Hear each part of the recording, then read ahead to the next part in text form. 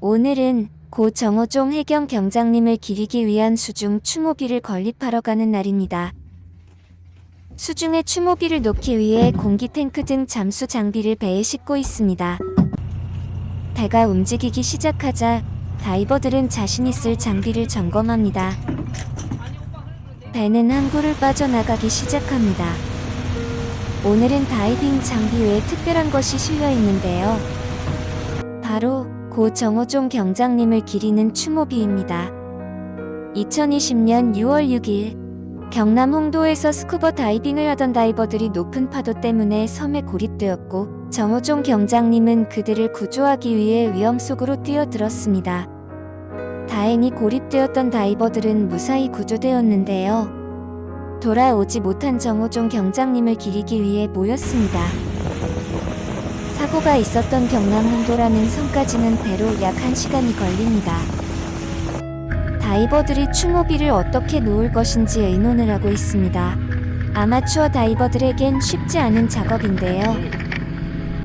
그럼에도 이들이 추모비를 놓으려는 이유는 미안함과 고마움 때문이라고 합니다. 앞으로는 이런 희생이 없어야 한다는 다짐도 함께 말이죠.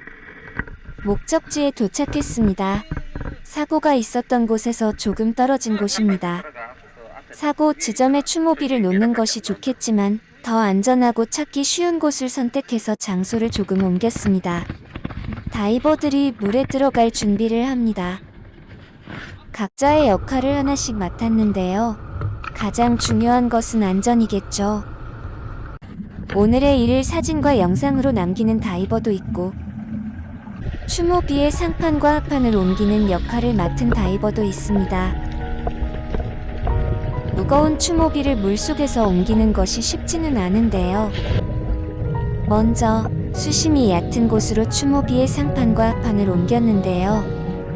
여기에서 수심 20m로 한 번 더 옮길 예정입니다. 너무 얕은 곳에 있으면 파도가 심할 때 유실될 수 있기 때문입니다. 수심 20m. 하지만 문제가 생겼습니다. 나중에 다시 찾기가 너무 어려운 지형이었습니다. 그래서 장소를 바꿨는데요. 병풍 바위의 모서리를 타고 수심 20m까지 내려간 지점입니다.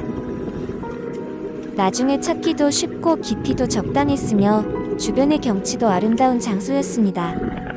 다시는 이런 안타까운 희생이 생기지 않도록 다이버 스스로가 조심하자는 약속과 고 정호종 경장님의 명복을 빌면서 조심스럽게 추모비를 놓았습니다.